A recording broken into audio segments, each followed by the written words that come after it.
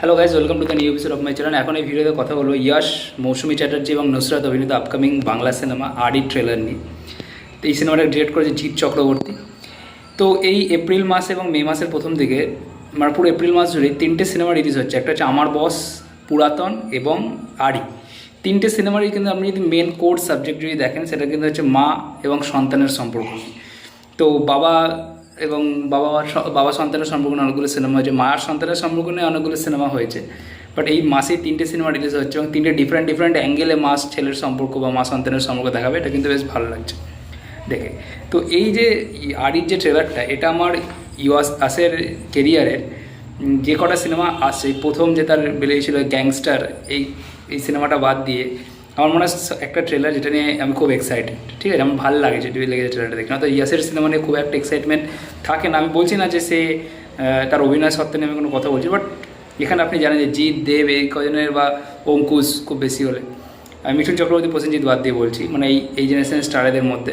তো জিৎ, দেব, অঙ্কুশ বাদ দিয়ে কিন্তু কাউর সিনেমা নিয়ে খুব একটা যে আহামরি বাস থাকে সেরকম কিন্তু হয় না। বাট এই ট্রেলারটা নিয়ে, স্পেশালি এই সিনেমাটা নিয়ে কিন্তু বাজ আছে। তার একটা বড় কারণ হচ্ছে সিনেমার সাবজেক্ট, এবং আরেকটা হচ্ছে গান। আমি বারবার বলে থাকি যে কোনো সিনেমার যদি একটা গান খুব ভালো হয়ে যায়, হিট হয়ে যায়, তাহলে কিন্তু সেটা সিনেমার জন্য খুব বড় প্লাস পয়েন্ট।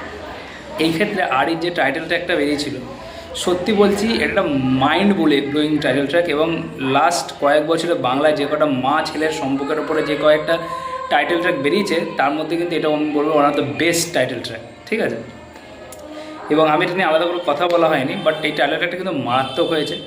এবং সত্যি বলছি, কোনো জায়গায় আপনাকে ফিলিংস দেয় এই টাইটেল ট্র্যাকটা, ভাইবস দেয়।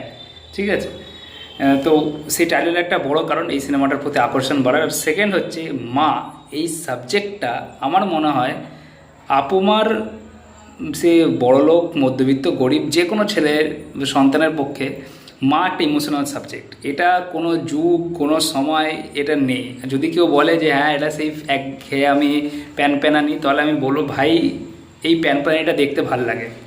এই প্যানপ্যানানি যদি 100 বার হয়, তাহলে 100 বার দেখতে ভালো লাগবে। কারণ মা সেই রকমই একটা সাবজেক্ট। একটা যাদের জীবনে মা নেই, তারা জানে তাদের জীবনে কি তারা হারিয়েছে। মা হচ্ছে লাইফের সব কিছু। এটা আজ থেকে 35 বছর আগে যখন লাডলা রিলিজ হতো, তখনও যেরকম এই সাবজেক্টটা খুব স্ট্রং ছিল, সাবজেক্টটা খুব মানে সমাজের জন্য খুব প্রভাবশালী ছিল, আজকের দিনে দাঁড়িয়ে সেমই আছে। এই সাবজেক্টটা কোনো পুরনো হবে না আমার মনে হয়, মা। ঠিক আছে, এবার এই ট্রেলারটার কথা যদি বলি, ট্রেলারটাতে মূলত দেখানো হচ্ছে যে একটা মা ছেলের গল্প, যেখানে মায়ের বয়স হয়েছে, মা ছোটোবেলা থেকে ছেলেকে অনেক কষ্ট করে বড় করছে এবং মায়ের বয়স হচ্ছে, সেই জন্য ছেলের সাথে মায়ের বন্ডিংটাও খুব ভালো।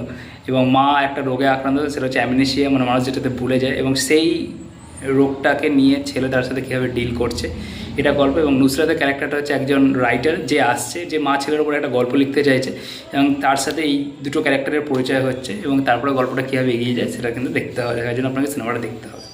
ঠিক আছে, এখানে মৌসুমী চ্যাটার্জি ক্যারেক্টারের মধ্যে বেশ কিছু ফানি এলিমেন্টস দেওয়া আছে, আবার কিছু ইমোশন সিনসও দেওয়া আছে। এখানে একটা সিন দেখবেন, যেখানে দেখবেন মা ছেলের একটা এরকম না যে মা ছেলের মধ্যে সম্পর্ক একদম খুব ভালো বলে, অনেকে আবার এটাকে মামিস বয় বলে। ঠিক আছে, তো আমি সেই সমস্ত লোকেদের খুব ঘৃণা করি, যারা বলে যে মামিস বয় হওয়া খুব খারাপ। আমি সেই সমস্ত লোককে খুব ঘৃণা করি।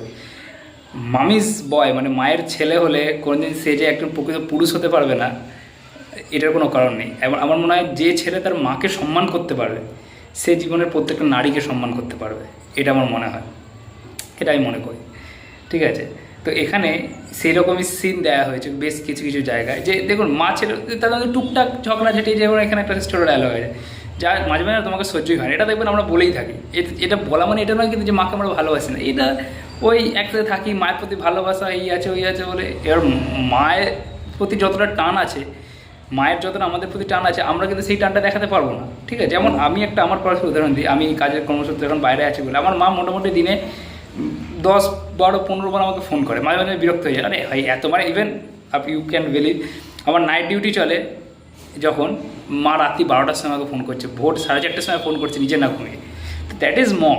আমরা সেই জায়গাটা কোনোদিন করতে পারবো না। আমরা হয়তো দিনে 4 বার ফোন করলাম, হচ্ছে করে, এটা হচ্ছে মা। তো সেই জায়গাটা কেউ নিতে পারবে না। এখানে সেই জিনিসটাই দেখানো হচ্ছে যে মা ছেলের সম্পর্কটা কতটা গভীর।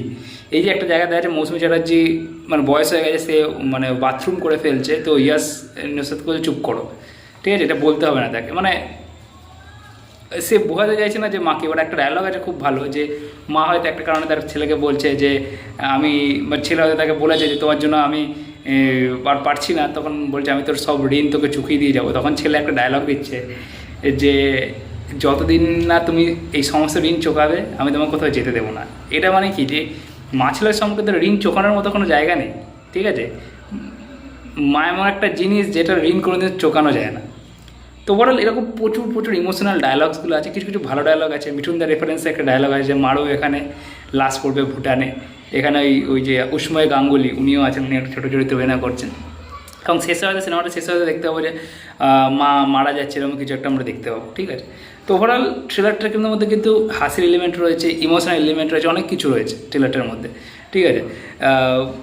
এবার আবার কিছু একটা পলিটিক্যাল অ্যাঙ্গেলও রয়েছে এখানে। প্রবাবলি এই পরিবারটা বা এদের জায়গা জমি কিছু নিয়ে একটা ওখানকার লোকাল যে পাওয়ারফুল পলিটিক্যাল পার্টির লোক, তাদের সঙ্গে কোনো ঝামেলা হবে। এখানে ইয়াসের কেস সঙ্গে দেখা হবে, তার একটা গুলি লেগেছে, এরকম একটা সিন দেখানো হয়েছে, ঠিক আছে। তো সেরকম কিছু আছে, মানে মশালা এলিমেন্টও রাখা হয়েছে। এখানে একটা আইটেম নাম্বার আছে যেটা শ্রাবন্তী প্লে করছে, ঠিক আছে।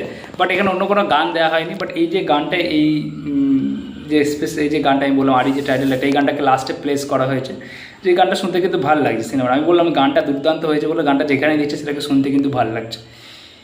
আর যদি নেগেটিভ পয়েন্ট বলি, এখানে নেগেটিভ পয়েন্ট আমার খুব একটা কিছু সেরকম কিছু নেগেটিভ পয়েন্ট লাগেনি। ওই লাস্টে ইয়াসের একটা অভিনয় আছে। এবার আমি দেখুন, আমি বারবার বললাম যে অভিনয় সত্ত্বে কিছু বলার নেই, কারণ ওটা হয়তো তার অরিজিনালিটি সে বের করে নিয়েছে। সেটা যখন পুরো সিনেমাটা আমরা দেখবো তখন বুঝতে পারবো যেটা কতটা সিনেমার জন্য ভালো লাগে। ট্রেলারে আমার একটুখানি একটু নড়বড়ে লাগলো ওই লাস্টের জায়গাটা। আর যে এখানে ভিলেনের চরিত্র যে প্লে করছে, ওই চরিত্রের একটা ডায়লগ যেটা দিয়েছে, ওই যে মানে যে ভিলেনের চরিত্রকে যখন দেখাবে সে চেয়ারের মধ্যে বসে একটা ডায়লগ দিচ্ছে, ওই ডায়লগগুলো একটা মিলিয়ে মিলিয়ে বলা ডায়লগ, বাট ডায়লগগুলো খুব একটা ওয়ার্ক করছে না, ঠিক আছে। ওভারঅল বাকি জিনিসপত্র মোটামুটি ট্রেলারের মধ্যে ভালোই আছে। ইমোশনের যে পার্টটা আছে, ইমোশনের পার্টটা কিন্তু ওয়ার্ক করছে ট্রেলার লেভেলে। এবার দেখা যায় সিনেমা হলে গিয়ে এটা আরও কতটা বেশি ওয়ার্ক করে। যদি এটা ওয়ার্ক করা যায় অবশ্যই সিনেমাটা কিন্তু একটা বড় হিট হতে পারে। তো এটাই ছিল আমার মতামত এই ট্রেলারটা নিয়ে। ট্রেলারটা আমার বেশ ভালো লেগেছে। তো আপনারা বলতে পারেন ট্রেলারটা আপনাদের কেমন লাগলো। ভিডিও ভালো লাগলে লাইক করে দেবেন, চ্যানেলটা সাবস্ক্রাইব করে দেবেন। Thank you.